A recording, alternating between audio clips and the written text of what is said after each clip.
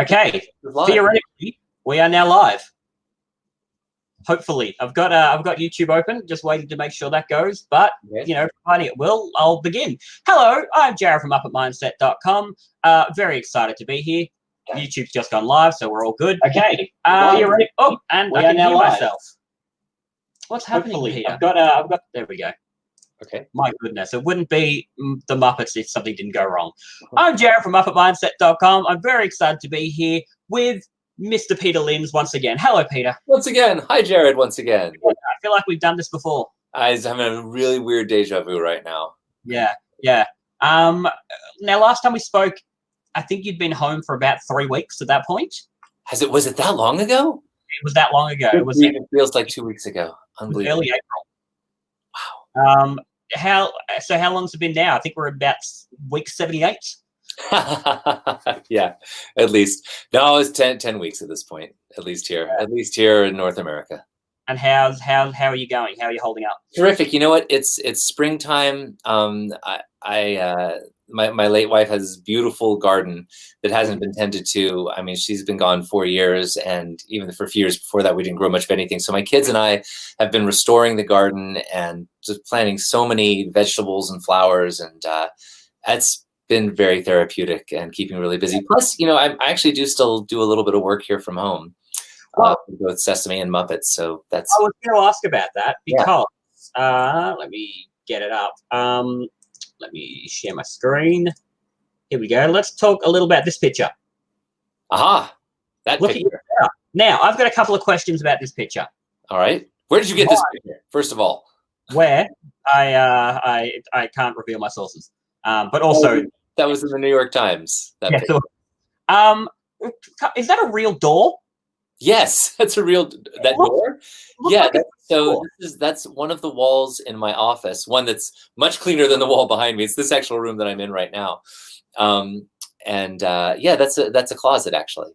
Okay. Oh, it's a closet because I thought it might be a fake door, so that if Eric was performing Bert, he could have the same door and they could look like they're in Ernie and Bert. Oh, that's funny. They did put Ernie and Bert together in that, but we just had similar backgrounds and they just added Bert to my thing. Okay. Now you're set up there. Obviously, you've had to set that up. Is that all your equipment? Was stuff sent out to you? So yeah, things were sent out to us. So I mean, the phone is mine, obviously, but and actually, I own my own little battery powered monitor. But yeah, the stand, the little selfie tripod stand thing was sent. Yeah. Yeah, and then I've got my monitors, my little battery operated monitor is up on a music stand that I own. Okay. I'm actually sitting on an adjustable puppeteer rolly, which I'm sitting on right now. This thing. There you go. Oh, there you go. The wheels and the pipe and the little seat. And there's different length pipes to put in here for anyway. But yeah, no, Sesame Workshop made sure that we all had, the equipment that we need, and they're giving us a lot of tech support, which is terrific. Well, I was going to ask, so what's the sort of, let's say, for example, that Elmo's play date or whatever it is, when you have to film something, or even the Disney sing-along, because obviously you had some characters in that as well. In fact, as I was saying to you before we started, I recognized the background because Walter was singing in front of it. Well, most of it, as you said, had to take some Sesame stuff away. What's the process like? Are you doing it with like a producer watching you on Zoom? Is it a director? Well, just like we talked about in that New York Times article, for some things, we are taping things on our own, whether it's audio or video, and then sending it in, and then it gets edited there by our wonderful editors at Sesame. For the Elmo special, I was shooting, and actually that's the thing that the New York Times piece was about. So I had the like that picture that you showed earlier. Said my monitor set up, but then what you don't see in this photograph is that I'd have my laptop also pointing towards me with a Zoom call going on with the director and the producer and my goodness, at least a dozen other people keeping an eye on everything, and they were all watching silently, but I was getting direction. and they were watching the takes, and I was getting notes and doing retakes until they felt that they got something that they liked, and then we moved on. But it was interesting doing it that way. It was kind of, I mean, what about this experience is not surreal? Yeah. But it was kind of wonderful having all these people that normally are in the studio and in the control room on the Zoom call watching. It was nice to not be just working in a vacuum. Well, is it weird to have, like, I assume you haven't had these characters laying, like, obviously you've got them laying around your house at the moment for, you know, to film different things. Is it weird having them just laying around? Like, well, I mean, they're not just laying around. They come in their road boxes, and they're packed very carefully and very, yeah. These are incredibly, they're very beautiful and expensive, and in some cases fragile works of art, and they have to be cared for very, very carefully.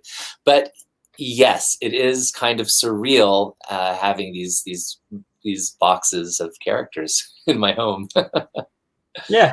So, well, one of the characters that you performed them for the Disney sing-along was Statler. Yeah. Now, last time we spoke, we talked a little about character development. So we talked specifically about Ernie, Walter, and Joe the League of Weasel. Mm-hmm. I want to talk a little about Statler, because Statler's quite straightforward in that he and Waldorf just heckle, and that's what they do. Right. I'm curious how you come at Statler from, like, a character standpoint, if that makes sense.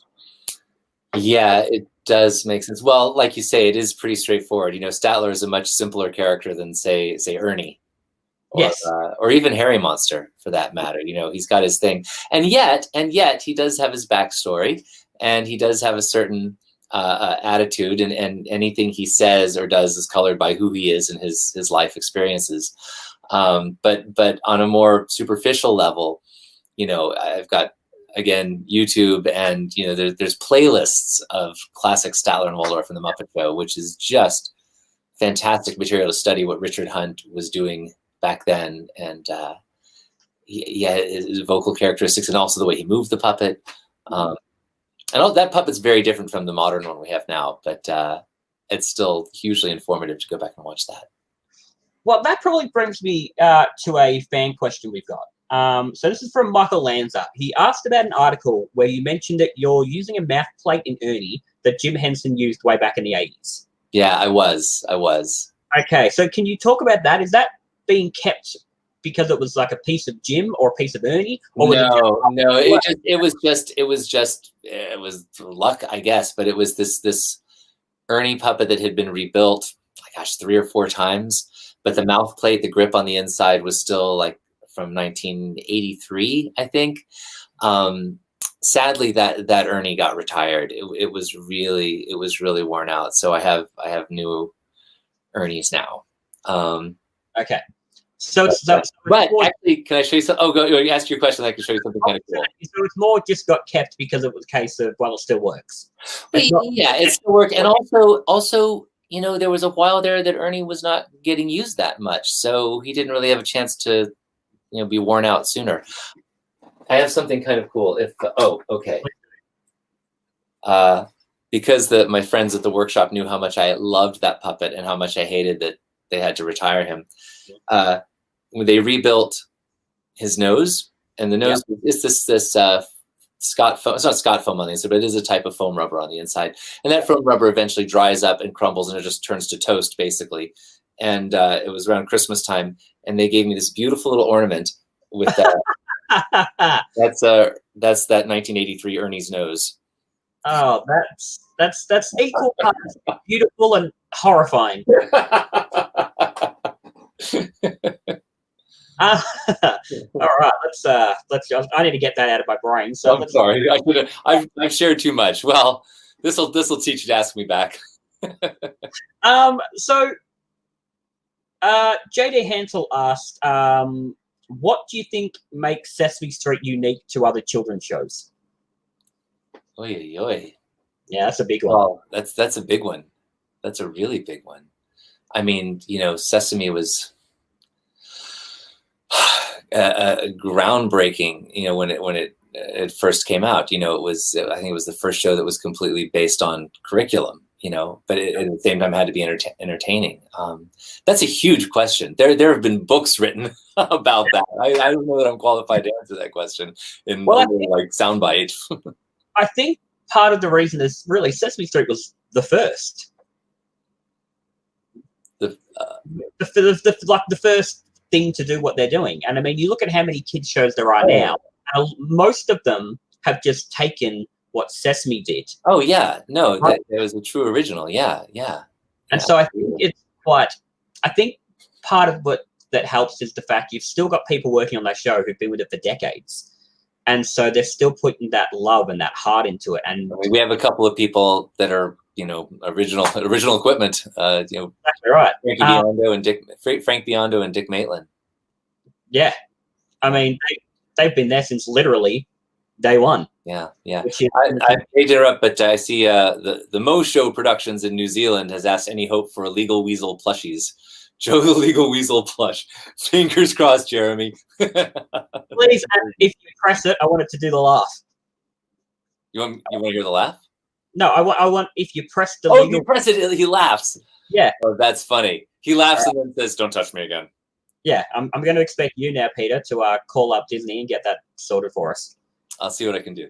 So you can do. I've got a lot of pull. I got a lot of pull. Kind of a big deal.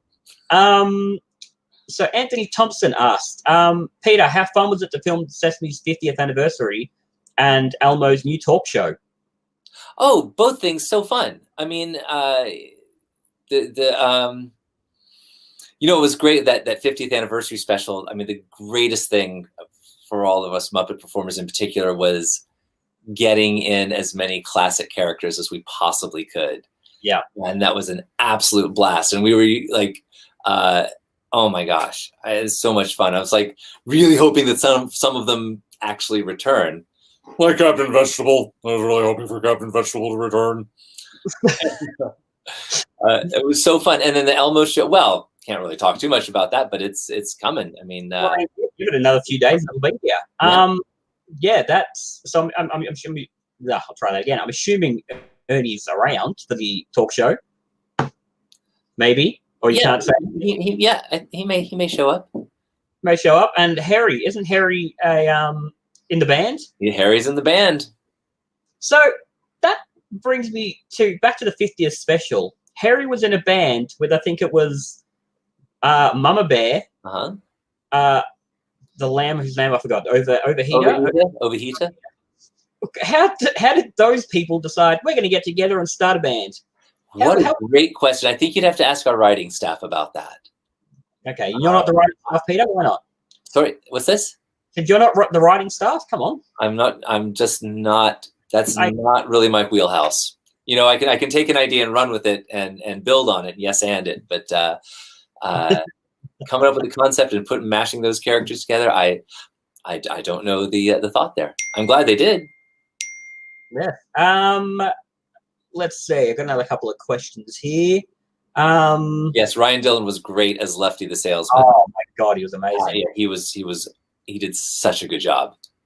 He did. Let's see. Bear in the Big Blue House will be on Disney Plus. I hope so. I honestly, I mean, I have no idea. I hope so. That would be really cool. It should be, right? It should be. Should be. Because don't Disney own that outright? As far as I know. Come on, Disney. I know. Yeah. Wait. And seeing Caroll and Debbie on the 50th. Well, that was magical, of course. That was beautiful. Let's see what else. Clayton Rhoda asked if you have any favorite non-Henson puppeteers who inspire or intrigue you. Yeah, for sure. When I was a child, he's an Aussie, I think. Ron, the guy who did the emu that would always end up attacking him. This is like late 60s, 1970s. I think he's English. Is he English? Okay, he's English. Yeah, okay. Yeah.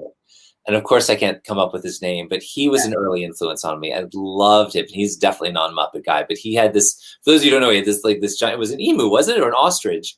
An ostrich, I think. Yeah. And it would start out being very tame, and it eventually every show it would always end up with the thing completely attacking him and pecking him to death, and it was hysterical. Other non-Henson puppeteer. Oh, Bruce Schwartz. Bruce Schwartz for sure is a huge influence on me early on. He did these gorgeous hand and rod puppets, except he'd actually just hold the puppets, almost a doll.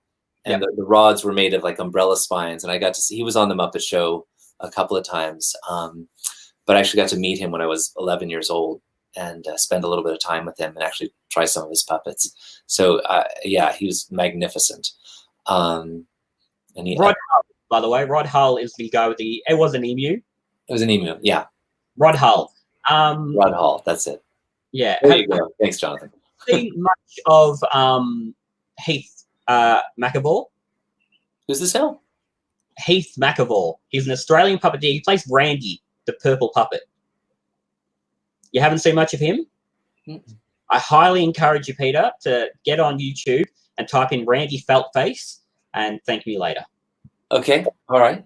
Randy He is excellent. He's so basically he does full like hour-long comedy shows with his puppet, and he's got his arm up for an hour, and how he does that, I have no idea. Wow. Wow. Let's have a look there. Clayton also asked if you've had a favorite place you've been able to travel thanks to the Muppets. Oh my gosh, Wellington, New Zealand. Actually, anywhere in New Zealand. Yeah. And that, because of the Muppets and yeah. I mean, that's probably my number one right there. Yep. And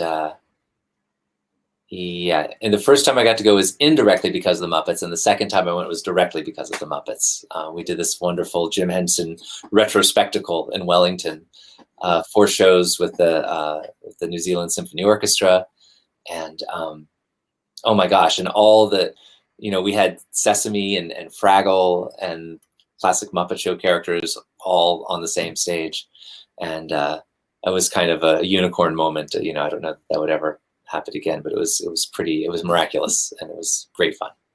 Yeah, I am devastated I had to miss that, because it's literally a 3-hour flight for me, and I just didn't have the money, unfortunately.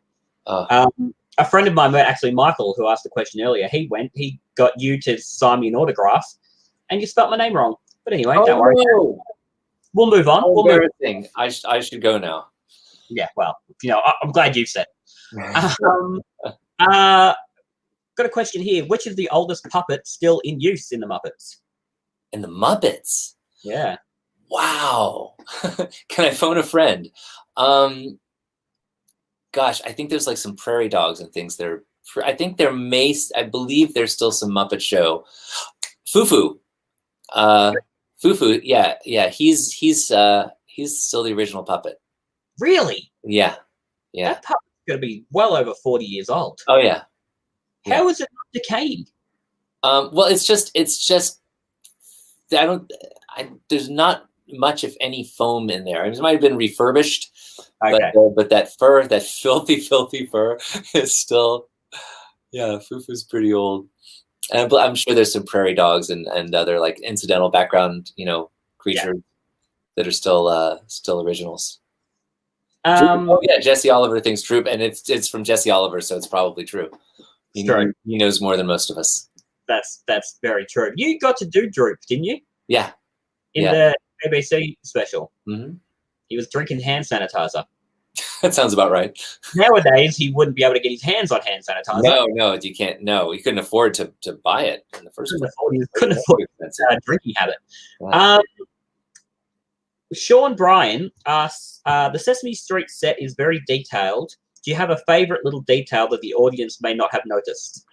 You know what? I love the foyer of 1, 2, 3, because those doors, I believe those are the original doors, and you go inside, and they never really show inside, but there's a row of mailboxes that would be inside a brownstone like that in New York City, and I'm pretty sure that's some original stuff. I love going behind the set as well and seeing the backs of the walls and smelling that really old wood. And actually, when we do Ernie and Bert in the living room, that living room set is parts of it. I think might be, I don't know if it's original, but it's got to be from the 70s, because you can really tell the difference between the newer wood that the carpenters have used and that old. It's aged and it's colored differently. It's darker brown. I used to love the steps of 1, 2, 3. when I started, and for years they were the original steps, and they were actually made of stone. They were actual brownstone steps. And then, I don't know, at least 10 years ago or so, they switched them out so that we could get puppets actually sitting on them, and it'd be a little more puppet friendly. Yeah. Obviously you've worked there for many, many years now. Do you still get that sensation of walking onto Sesame Street and just like that wow factor? Because when I went to the Sesame Street set once back in 2008, and I can still remember that feeling of walking out and going, holy cow, it's right there. Yeah. And it actually exists, and it's huge. And so I just wonder if that feeling ever goes away. Yes. However, it's easy to, I mean, I can remember the first time I walked onto the set. I remember that feeling. That was a pretty major moment. No, I mean, of course it's eventually, especially when we get into the, week after week of going in and shooting the show. It still feels special though. Anytime I walk into any television studio and a set, well, one of ours anyway, I get that little feeling of excitement just because it's such a thrill. I've always found that exciting, and it's always been a small part of what's drawn me to this sort of work. ZNK Channel says that portrait must still be the original. I think they mean the Mr. The Ernie bird portrait that hangs on the wall. Yeah, I think it. Honestly, I don't know for certain, but I think it may be. For some reason, my brain immediately went to the Mr. Hooper drawing. Oh yeah, that's the original. That's absolutely that's Caroll's drawing. It's had to. I don't know. I imagine he was the one who went over it because the original marker faded. Okay. And so, and you can see if you look at it in person, you can see that it's been drawn over. Marshall Grover, how did being cast as Harry come about, since he wasn't really being used anymore? I think they wanted to start using him again. And I'm not sure whose idea that was, but there were auditions held just within our group of puppeteers. I remember there was a formal audition, and I got the gig. Someone said there's never been a Hilda rebuild. Bring her back. That's true. That's a pure reference. But then, you look at someone like Mildred Huckstetter. Oh yeah. Did she get rebuilt? Because she was in Most Wanted. And I mean, is anyone really going, what we should rebuild Mildred Huckstetter? Well, with the 2011 film, there were a lot of characters that Jason and I believe it came from Jason really wanted to see. So the telethon when they're answering phones, there's some old school puppets there. Hey, Beautiful Day, he's original. And Gene, you want to take a bath? Bill's character. That's an original Muppet monster. Well, speaking of the 2011 film, someone asked, what's the difference between sort of how does some of the directors approach working with the Muppets? Specifically, he asked about Kirk Thatcher versus James Bowman versus Randall Einhorn. Oh my gosh! Wow, 3 very different people, very different styles. I don't know if I'm allowed to answer that sort of a question. No, fair enough. I mean, wait, Kirk. Who are the 3? Randall, Kirk, James, and Randall. Now, I can only speak for. I was on set when Randall was directing. Yeah. So I can only speak for having watched him, but I was very impressed at how much he valued your input. It was phenomenal. I mean, those are all 3 great directors. Randall was, he's such a consummate professional and so capable and so communicative and just a joy. I mean, any of us would just love to work with him again.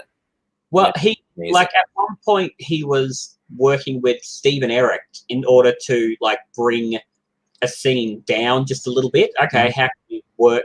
What do you think Piggy might say? What do you think Kermit might say? Whatever it was. And it was really. He was so collaborative, such a collaborative director. Well, even to the point where I was standing in Kermit's office and they were rehearsing for the next episode when Sam has steam coming out of his ears. And Randall turned to me, who he had never met, and said, "Do you think that looks funny?" And I said, "Yeah, it looks funny." He goes, all right, thanks. And I was like, that's how much he valued people's input. I was just a random person standing on set, and he's like, what do you think? Yeah. But then you've got, like, obviously Kirk has directed a ton of stuff. So, I mean, man obviously knows what he's doing. Yeah. He's a one-man show. Kirk's hysterical. He's always on when he's performing. He keeps the energy in the room pretty high. Yeah, and he wears amazing hats. He does wear amazing hats. Let's see. Let's look at a couple of questions. Jesse Oliver wants them to bring back Baskerville the Hound. Oh, sure. I agree. I'd like to see more Sherlock Hemlock. I don't understand why he's gone. Like, I get the Jerry. Yeah, you know what? I would like to see Sherlock Hemlock, and I'd like to see Watson. Yes. And I would love a shot at playing Watson. Again, one of my favorite types of characters to play is nonverbal. Ben S wants to know, does Harry wear pants? Yeah, of course he does. He wears those stripy pants. Those red and white striped ones. Someone asked if Jerry ever wrote a backstory for Harry, and I don't know. I don't think so, but boy, if he did, I'd love to find it. Yeah. When you took over for Lips, were you able to give him a new voice? I mean, not that Lips really speaks much anyway. No, you know, that's still that's in process. Yeah, fair enough. We'll see. Nothing is decided. Yeah, C&K channel. Kirk's hat collection is only unmatched by Gobo. I think. Fair enough. You've been watching the Fraggle Rock? I've seen it. I've seen little bits of it. Yeah. It's so well done. Yeah, it's really nicely done. I'm really impressed. Yeah. The guys that John Tartaglia and company are doing a really nice job. Now, multiple people emailed me and asked if we're ever going to see Puzzle Place again. Now, Puzzle Place, I didn't know much of, right? So the other day, I actually went on YouTube and just watched probably an hour of it. And that thing is a who's who of Muppet performers. Yeah, it kind of is, actually. Go back. Carmen Osbar, Jim Martin, Noel McNeil, Eric Jacobson, Matt Vogel, Drew Massey, Stephanie DeBruzzo. That thing is packed full of talent. We were all babies. We were all babies on Puzzle Place. What do I have from? Oh yeah, I've got my couple of little toys. I've got my Nuzzle Bendy Dog puppeteering Sky. Those are my two characters from Puzzle Place. Well, have you got any characters that maybe, like, favorite characters that maybe people don't talk about much? Oh. Like maybe one-offs, or maybe people you've done. Like Ryan Rowe asked about Ernie's uncle that you played last year. But like, for example, I after our last chat, I went and watched a little bit of Between the Lions as well, and I've fallen in love with the announcer bunny. Oh, I have him. I mean, he's in a crate in my basement, but I have him. I have the announcer bunny here. Oh. Here's a little bit of trivia. Tim Lagasse built that puppet like in 30 minutes or something, maybe even less. And it's this great. It's great, but it's like a very simple little puppet. But it's like, and that voice you do. It's funny. As soon as I clicked it, Nancy Bunny popped up, and I didn't even have to go, I wonder who that voice is. I just went, that's Peter.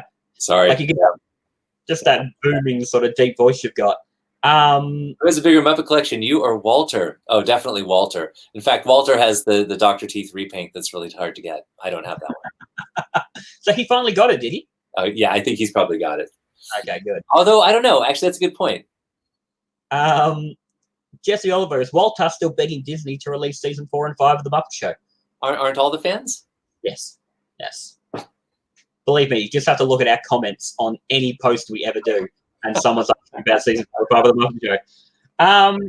Now, last time we did this, we did what I called Basics with Peter. Uh-oh. Where I asked some of you just most basic questions. I've got some more. Oh, boy. So if you're ready, let's learn a little bit of basics about Peter Linz. Peter, who is your favorite Beatle? Oh, well, that's hard, man. I just ran through all 4 of them in my head. I really had, when I was in high school, I was really into George Harrison. Okay, good choice. What is your earliest memory? I think it was playing on a playground when I was 2 or 3 in Michigan. Okay.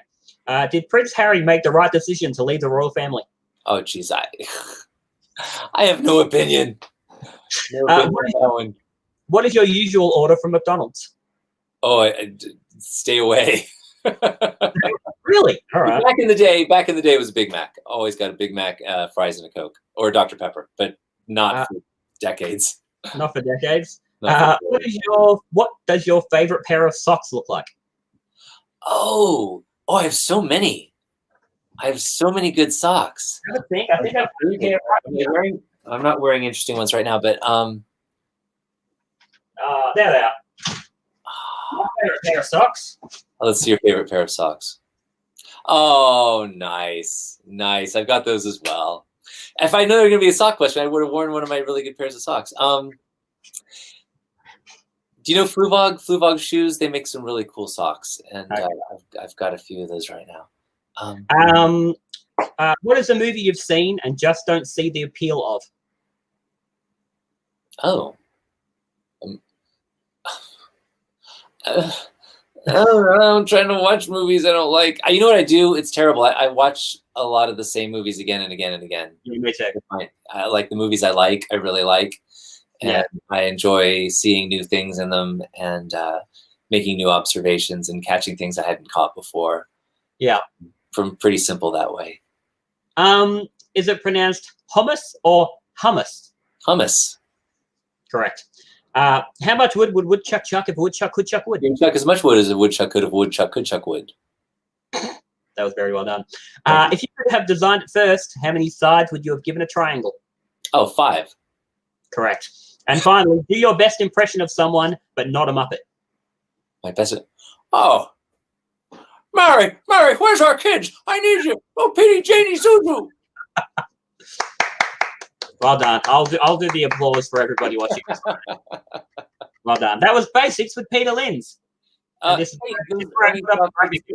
Those Ernie socks are sold. They're sold by blanking on them.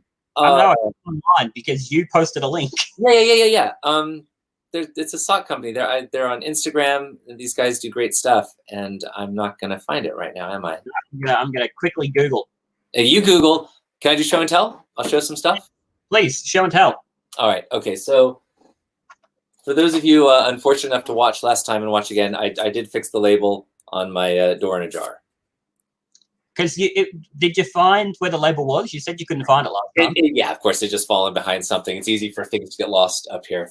Oh, this is kind of cool. I don't know if anyone ever watched the Muppets Lady Gaga special, but this was our cheat sheet for the choreography. Okay.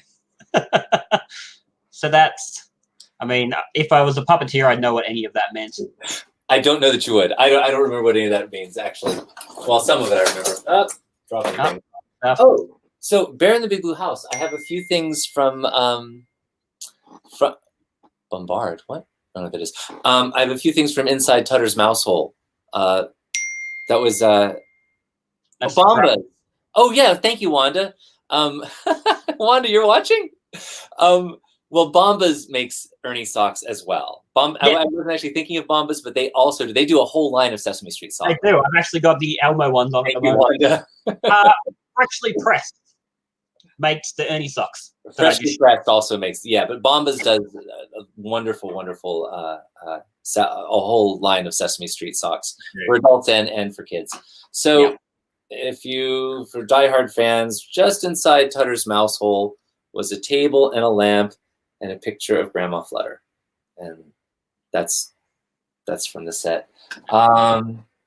There's also, I've probably shown this before, Tutter's welcome mat. Oh, very nice. Very nice. And, this was kind of cool. Kip Rathke, who's an art director with Sesame Street, he was a wrangler and a builder in the workshop for years. And season 1, he built this sweet little thing for Tutter. My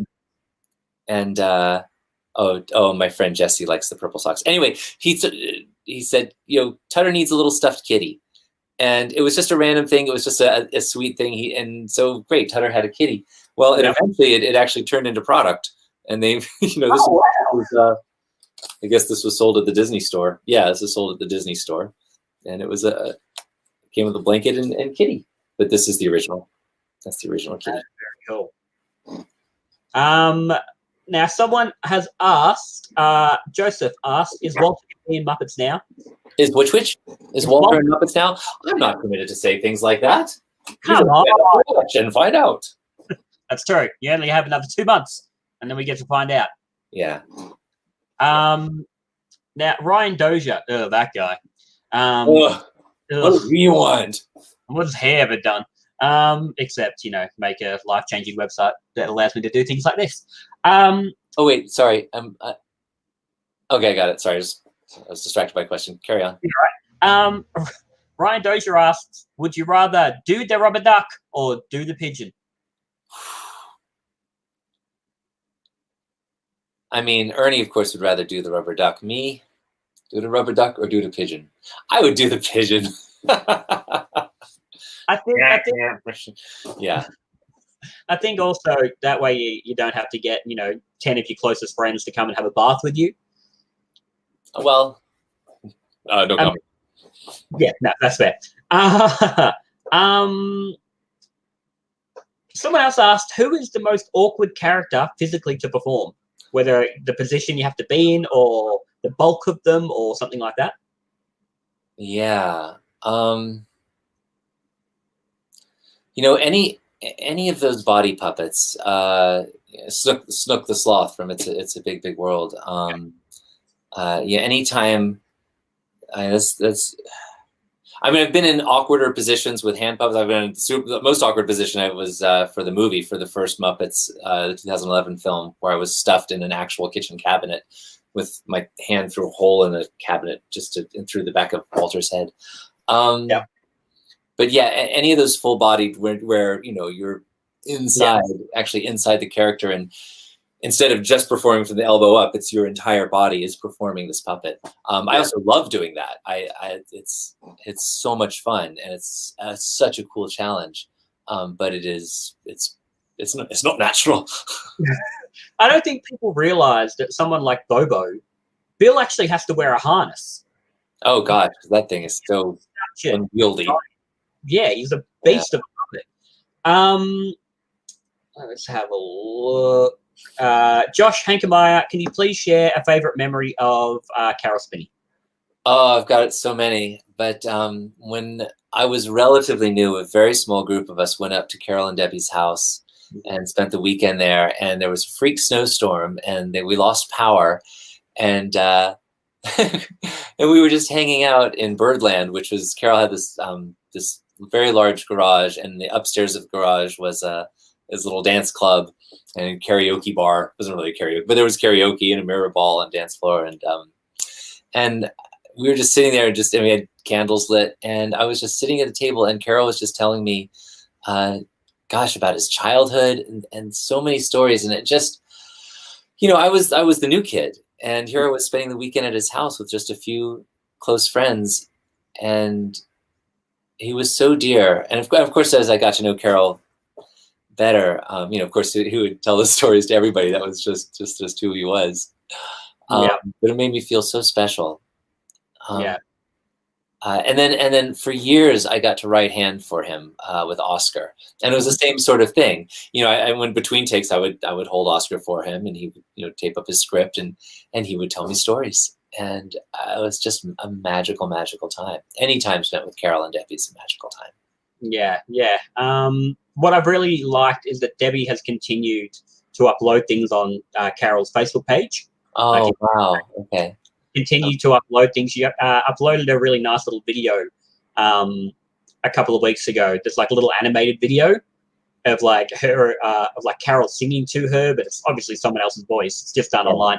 But it's just this real sweet little video, and it's nice that she's still giving stuff to the fans, which I really think speaks to her. Yeah. Joseph asked, please talk about the experience of the Muppet live shows. I think we touched on this a little last time. Yeah. Those of you who saw last time, you can probably go to bed now or go watch Netflix. No, the live shows. Oh my gosh. You know what? one of the best part about those live shows is that it was a true collaboration. It really came from the Muppet performers and our group of writers. There wasn't like an outside person saying, I know what to do with the Muppets. It came from our group, and it just grew organically, and everyone was in service to the best idea. And we rarely, unfortunately, we rarely get to do that sort of thing. I think that's going to change. We're going to do more stuff like that. But it was so much fun, and the fans are unbelievable. And coming from the TV and film world, it is nothing like having a live audience. Yeah. What about working with Bobby Moynihan? That guy? That guy. The real question is, who's a bigger Muppet fan, Bobby Moynihan or Walter? I mean, Bobby's a pretty huge fan. He was wonderful. He's a joy, of course. Well, how did it get decided that he was going to be the guest star? I could not tell you. Couldn't. I don't know the backstory there, but I'm so glad that he was. Yeah, I think he was great, and then I think he was a great choice for the England one as well. Mm-hmm. Yeah, yeah, that was wonderful. You knew what you were getting. Just quickly, someone said, "Do you have anything you kept from Bear in the Big Blue House?" Yeah, scroll back about 10 minutes and enjoy. So, okay, A.B. Rogers, here's a good one. Your favorite original character and your favorite inherited character. Oh, wow, great. My favorite. Well, I mean, I always go to Tutter for favorite original character.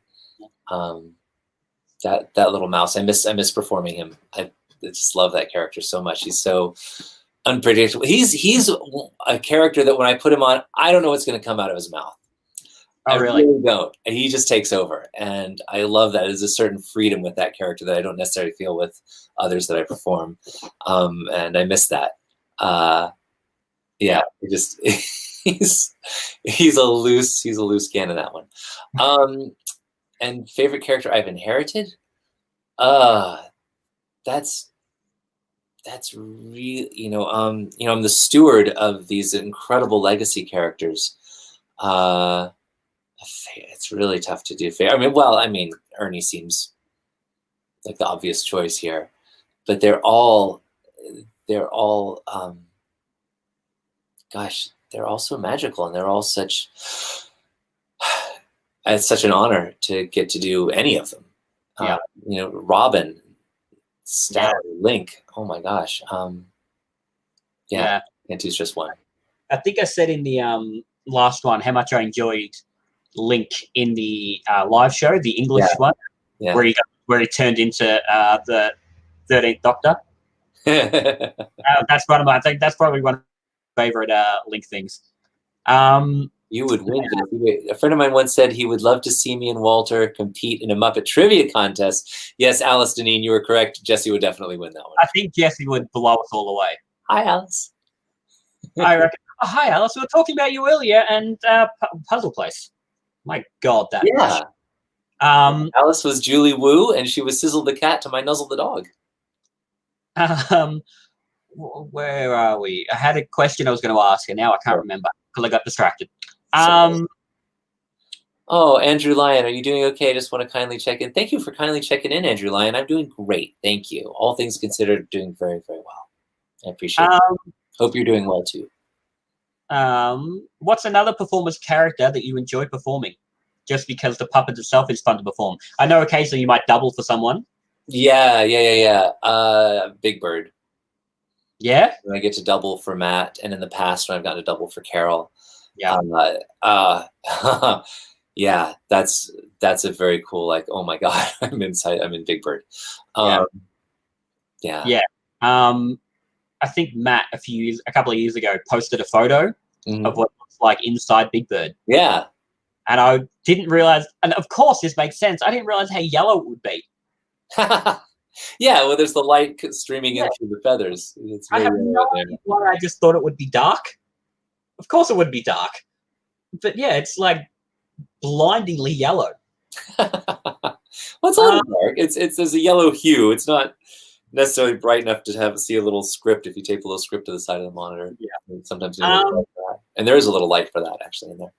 Oh, is there? Okay. What has been? Someone asked. What has been your funniest fan encounter? My funniest fan encounter? Yeah. Funniest. Or maybe most memorable, besides meeting me, of course. Oh, I'll never forget the day I met you, Jared. It was a lovely. I couldn't tell you. I have no idea.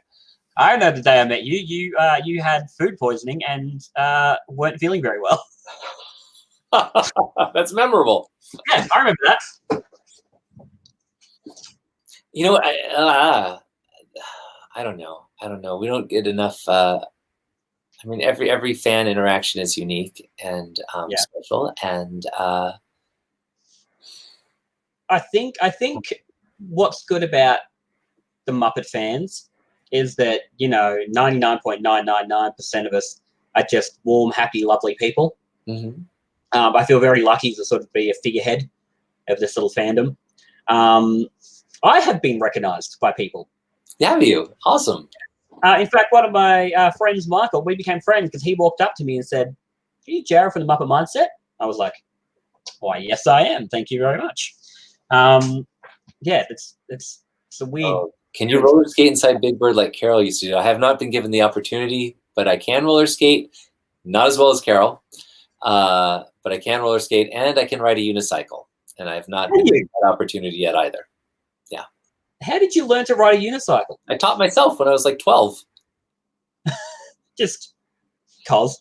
There was an auction at church, and my mom won the unicycle from the auction, and it came with the book How to Ride a Unicycle, and I just taught myself. I just worked on it a lot.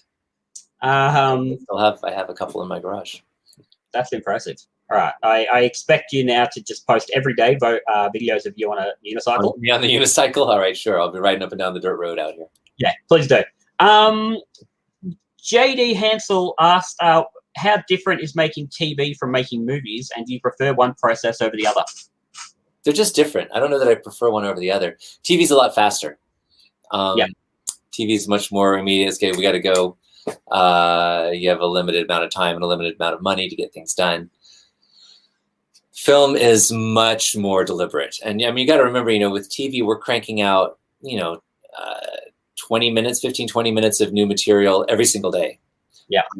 With a film, it's, like 90 minutes over 3 months. Mm-hmm. It's so deliberate. It's so crafted. Every single piece of it is so crafted. Never mind just the acting and the blocking of the camera cuts, but the background and the set pieces and the set dressing and where everything is exactly and the way the light is hitting each. I mean, there are no accidents. I feel like there are no accidents in film. Yeah. Which has been your favorite film to make? Oh, well, I mean, it's got to be The Muppets, doesn't it? 2011. Yeah. They were all great fun. I mean, I loved working on Muppets from Space. We had so much fun on that one. And of course, Muppets Most Wanted. Pet Sematary 2 was a thrill. Pet Sematary 2. You're on. You. Okay. Every time the dog attacks Anthony Edwards, I'm usually the mouth. A.B. Rogers asked, outside of singing for Sesame and the Muppets, are you musically inclined or do you play any instruments? Yeah, sure. I mean, I was in choirs ever since I was a little kid. I played violin for 9 years. I taught myself to play guitar when I was 16. Mm-hmm. I've definitely, my mom plays piano and recorder, and my mom and sister both sing. And definitely kind of a musical family. Yeah. Andrew Lyon, did the Muppet gagging gag come from Ricky Gervais, or was that just Muppet culture? The Muppet gagging gag? Where he, I think he does it with Pepe a couple of times. He gets Pepe to open his mouth. Actually, he does it with Walter as well at one point. Oh, he definitely does it with. He definitely did it with Walter. Ricky, he would whisper just the filthiest things to Walter, or try to get Walter to say something really filthy because Walter's so innocent. Between takes, this is not. Yes, obviously. Not there. And did he come up with the gag? That he. Well, you know what? Anybody sticks a finger in one of the characters' mouth, they're going to react like you would, and they're going to gag. I think he's the one who just got kind of obsessed with it. I find like I will occasionally do some puppetry at like a Comic-Con or something like that, and the amount of people who their first thought is just to stick their hand in a puppet's mouth. Yeah, little kids who are like, yeah, that's kind of a thing. Yeah, and then the challenge, of course, as the performer is to not acknowledge it and instead distract, like get them off on something. Yes, refocus. That's what the term is. Yeah. Now, multiple people also asked if you have any specific workouts that you do in order to keep your arms strong. I don't have any specific workouts for puppetry. I do work out 3 times a week, but it's an overall full body workout that is more. It's more about before all the pandemic, I was working with a personal trainer and trying to make me like as strong as an athlete, but flexible like a dancer. I told them, they know what I do for a living, and I said, I can't excuse me, I can't look like an action figure. I have to stay flexible. Yeah. So for about 3 years now, I've been exercising, and it's just a regular, it's strength and core and flexibility. Do you find you have any shoulder issues? I actually do. Just recently, although pandemic now, it's gone away, but I've got a couple of bone spurs. It's a simple little laparoscopic surgery to fix that whenever I want to get around to it. But it's fine. It's not affecting anything. It's just But it gets a lot of use. Yeah. I don't even know how to pronounce that. The aldinonation. If Disney brought back Bear in the Big Blue House, would you go back and perform? Boy, if they'd asked me to in a heartbeat, I'd go back to Woodland Valley. Boy, I had Woodland. I've got a mug up there. It says Woodland Valley Tourist Association. Z and K channel. How deep are Big Mean Carl and Behemoth's mouths?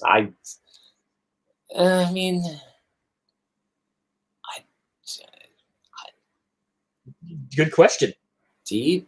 However deep they need to be. Yeah. Sorry. That's. Let me see. I think I had one more question. Did everyone go and tell back here that I missed last time? Oh yeah, go ahead. What's your one more question? I'll see if there's anything interesting back here. Oh, that's all right. So we talked about Muppets from Space before, and you were, of course, make a wonderful cameo saying, "What? Hey, I believed in you, man." How does it get decided that the Muppet performers are going to make cameos? Is it just... I'm not sure if that was the producers or the director or whose idea that was. And actually, I think that part was originally written for Bill. It might have been Bill and Steve, and Bill didn't want to do it. He's like, "Oh, let the guys who don't get to do a lot of stuff do that." Yeah. So it got to be me and John Kennedy and Drew Massey, and I think Ricky Boyd's in there too. I think. So that was just kind of a gift from Bill. He's like, "Oh no, I don't want to do that. You guys should do that." Z&K channel. He always got the feeling Woodland Valley took place in upstate New York or Maine. Huh? Was that just it never didn't take place in a certain spot? Basically, just took place wherever someone decided it was. In Woodland Valley, where Bear lived with his friends and his community. All right, look, last question we'll do because we'll wrap up in a moment. Andrew asked, did you ever get to meet Jim or communicate with him? What would you have liked to have said? I just missed him. My very first season on Sesame Street was the first season he wasn't there. Jim died when I was working at the Center for Puppetry Arts in Atlanta. Mm-hmm. What would you like to tell him? How much time you got? Yeah, right. Well, first, I have to get over my nerves of actually meeting him and talking to him. I don't know. I've been so fortunate to get to work with so many people that were friends with Jim and that knew him and that worked with him so closely for so many years. I feel like I've definitely gotten to know him. Obviously, all of us have through his work and through the Brian J. Jones biography, but also through his family. Friends with his kids, and of course I knew Jane, and it almost feels like I know him, even though I never got to meet him. Yeah. I think that's lovely. Well, do you know what? I reckon that is the perfect place to leave it. Oh, all right then. So we've gone about an hour. I think we've done well. So thank you very much, Peter. I really have appreciated this. Well, thanks for having me back again, and thanks to everybody that tuned in again, or for the first time tuned in. You don't really tune into a show like this, do you? You turn on your machine. Thank you very much. I appreciate that. I can probably announce now that I'm going to be doing another one of these with Matt Danner from Muppet Babies. Going to be doing that very soon. I don't have a specific date. We're hoping next week. But that's coming soon. So if you've got questions, please send them through. askmuppetmindset@gmail.com. Peter's going to just continue to look around. I'm keep looking for fun stuff. Yeah, I got nothing. What's your favorite thing on the shelf? My favorite thing on this? Oh, come on, probably the door in the jar. Yep. No, it's all Tutter's Mouse Hole stuff. Actually, it's probably these delicious hot and spicy fried sardines from my big brother.